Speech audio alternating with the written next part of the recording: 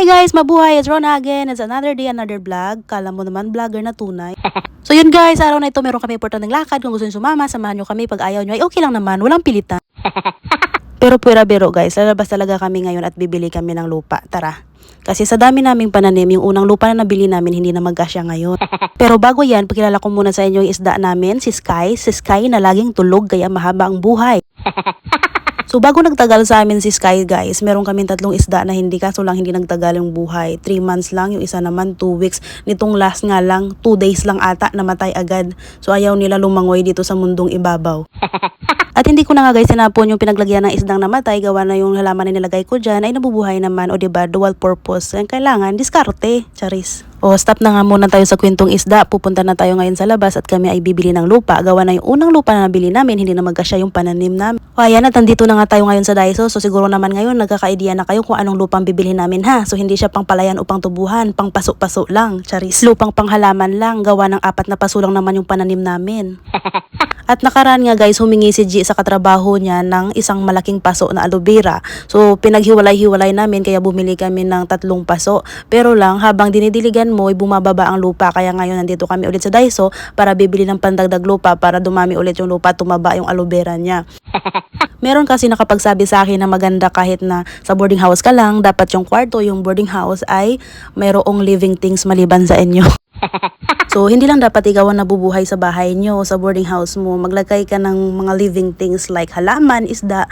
So, meron magsasabi sa akin na maganda daw yung may mga halaman or isda. May kasama kang living things buhay sa boarding house o kwarto mo para nakaka-absorb daw kasi yun ng mga bad energy. So, kung stress ka, namamatay ang halaman mo, kawawa naman dahil ang stress mo nahigop nila.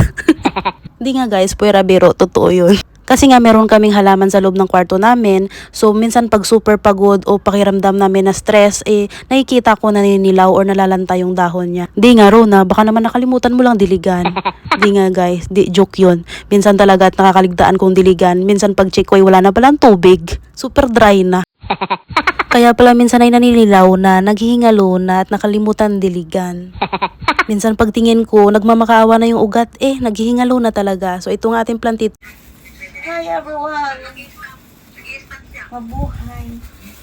So si G nga maghilig magtanim pero hindi yan mahilig magdilig ha. Magtatanim lang siya pero ako talaga nagdidilig. Minsan din nakakalimutan ko di kawawang halaman. So ayan guys, at bumili nga kami ng isang extra paso pa, gawa ng yung original na paso, yung malaking paso ay marami pang tangkay. Tangkay ba tawag dyan? So bumili si G ng isa pa para paglagyan, binawasan niya ulit para nga tumaba yung mga nasa paso, gawa nga ng hindi siya makahinga maayos, gawa ng siksikan sila. Kaya bumili si G at binawasan niya pa. So ayan yung ibang naunang paso namin, dinagdagan ni G ng lupa para nga manaba. Manaba gaya ng nagtatanim, no? Ayan guys, at patapos na nga si Jay magtanim dyan at pinapakita niya yung lupang nabibili dito sa Daiso. So para siyang compost. So ayan, patapos na nga siya magtanim. Papakita ko sa inyo kung saan niya nilagay yung mga pinananim niyang aloe vera. So ayan guys, at dito nga sa hallway sa second floor ni Jay ng boarding house nilagay yung mga aloe vera na pananim niya. So nandito lang yan sa labas ng kwarto. So ayan yung pinakahuling tanim niya ngayon. So yung mga nauna, ayan, mataba na. Diba? Ang lulusog. Kasi ako ang taga-dilig, Charis.